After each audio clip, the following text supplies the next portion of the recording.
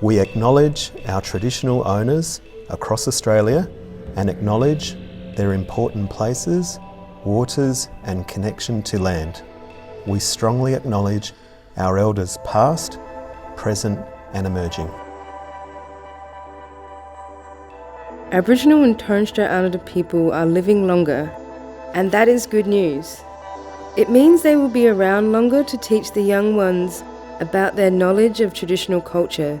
It also means they can pass on their wisdom of kinship, language, and the responsibilities of caring for country, as well as providing eldership within communities.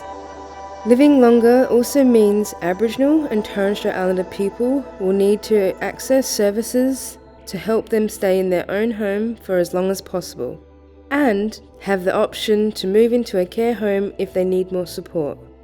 That is why the team at Wadley Paringa, an Aboriginal health research group at the South Australian Health and Medical Research Institute, did this project.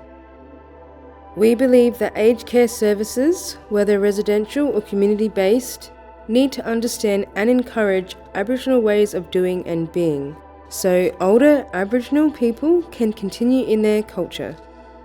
We met older Aboriginal people from 3 South Australian rural and remote communities and talked about their experiences of aged care and their views on culturally appropriate care. We then worked with older Aboriginal community members and rural and remote aged care organisations to develop a set of principles. These principles were used in a training program that was delivered to aged care staff from services located in South Australia, the Northern Territory and in Queensland. It is hoped that the 6 principles can be used to guide aged care services to design and deliver care that is culturally safe and promotes well-being. Respecting Aboriginal life. Respect and understand the cultural beliefs, protocols and practices of Aboriginal elders. Provide services for the elders to practice their culture.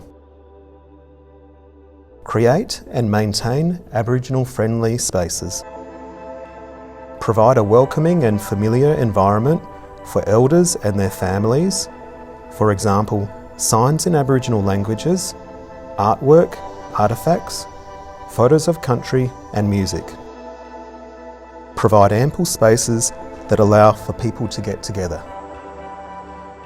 Provide buildings that meet Aboriginal elders and their community's needs. Design buildings under the direction of Aboriginal community members. Upgrade existing buildings and facilities that require restoration. Employ Aboriginal staff. All aged care staff work towards cultural competence. Ensure that all aged care staff have the knowledge and skills to work within an Aboriginal domain. Be an advocate for and with Aboriginal elders and their communities. Partner and collaborate with other service providers and community organisations. Work with existing health and other service providers to ensure Aboriginal clients receive the services and supports they are entitled to.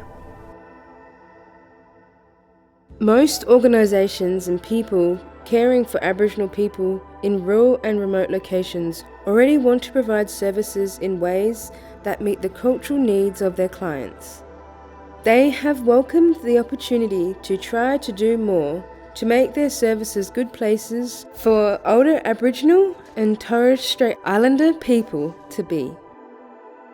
We take this opportunity to acknowledge and thank all project participants for their valued time and stories, as well as the community leaders, groups, and organisations for their permission to enter the field sites and connect with community members.